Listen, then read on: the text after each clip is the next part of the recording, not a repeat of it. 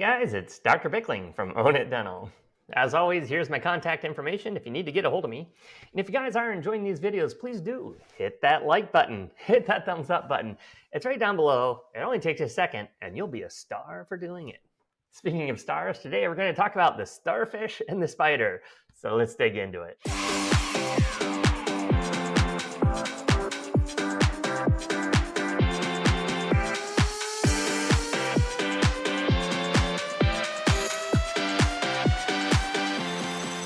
All right, like I said, today we're going to talk about the starfish and the spider.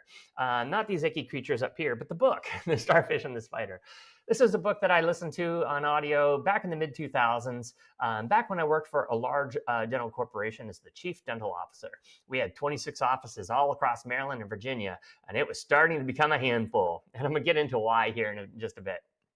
But in any case, I was at a conference here, and I actually listened to the author of this book speak and talk about what it was involved with. And so I'm going to dig into that just a little bit here. So first, we're going to talk about a spider. You know, you have a spider, awesome little creature, right? 8 legs, and got their spider senses. In any case, if you were to cut off a leg of a spider, basically you would have a 7-legged spider. It'd be an injured spider, but it'd still be able to function, right? Still be able to go around and do its spider things. But if you cut the head off a spider, what do you have? You have a dead spider. And the reason why is because the spider has a centralized nervous system where the head, the brain controls everything. So although if you cut off a limb, the spider might be injured, but it'll survive. But if you cut off a head, the spider dies. And that's, like I said, an example of centralized locus of command.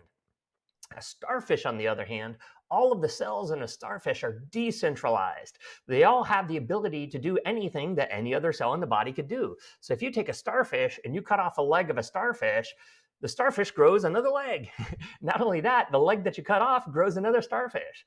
And like I said, that's because every cell in a starfish's body has the capacity or has the ability to become any other cell within the body. And like I said, that's a decentralized locus of command or a decentralized network. And so the author of the book just said, how do we apply this to business? Should we have a centralized network or should we have a decentralized network? So I go back to when I was the chief dental officer, way up there in the far corner there. I was the chief dental officer of a large corporation, and this would have been our org board, our organizational chart. And as you can see, everything starts with the CEO and works its way down.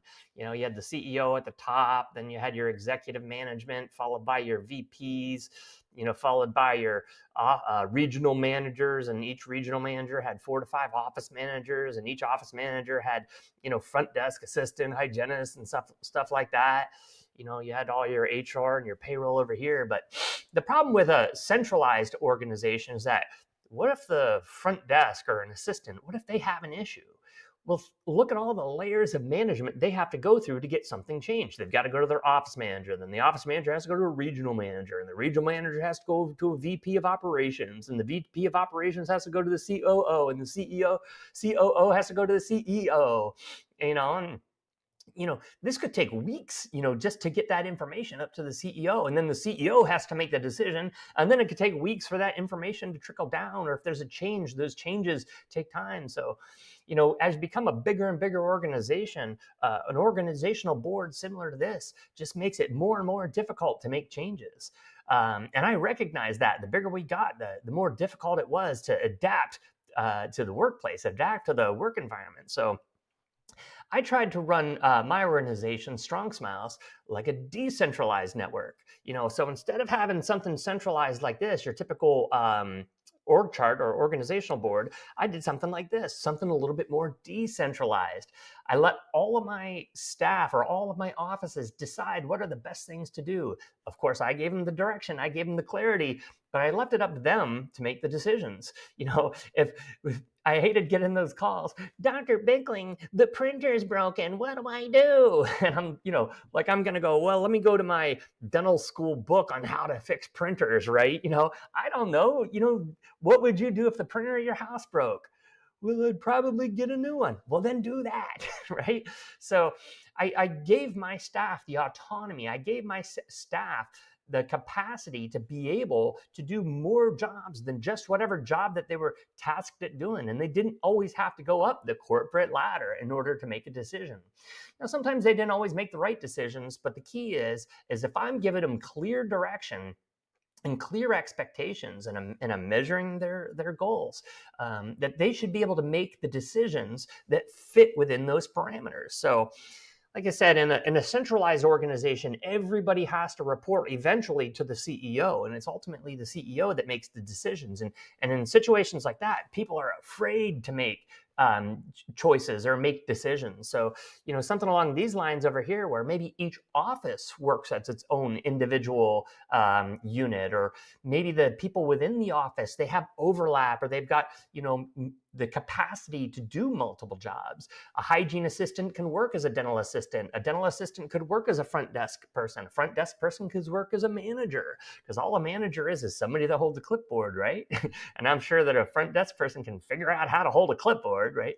So all of my staff had the capacity over there to do pretty much any other job within the office that they were legally licensed and able to do. Dentists could do hygiene if they had to. So I gave my staff and my offices the ability to make those decisions on their own. Now, I do think there is a place for a centralized locus of control, a leader, somebody that says, this is our direction, these are our goals, this is what we're going to do, this is what it looks like. So I do believe the job of a CEO is to give the staff their goals, the direction, the leadership, measure those goals, give them the tools and the resources that they need to meet those goals, and then get the heck out of the way. And then finally hold them responsible to meet those goals, right? So I do think there's kind of a combination of the two that probably works best. So maybe not a spider, maybe not a starfish, maybe something like a sparfish. So, that's kind of my take on it. I think it's probably best that there be a combination of each, but I'm certainly into the idea of giving your staff the autonomy and the capability of making some decisions on their own. I think it's going to make your life a lot easier as the dentist or as the owner of the corporation. So in any case, I hope you enjoyed this video. Again, I'm Dr. Bickley. Here's my contact information, and I'll see you on the next one. I'll talk to you soon. Bye. If you enjoyed this video and want to see more content like it, go to ownitdental.com or click the link above and check out my services. I have dozens of hours of training videos and have negotiated reduced lab fees for all my clients. So if you want to get out of the dental chair and start owning your business, go to ownitdental.com and check out my services, and I'll see you soon.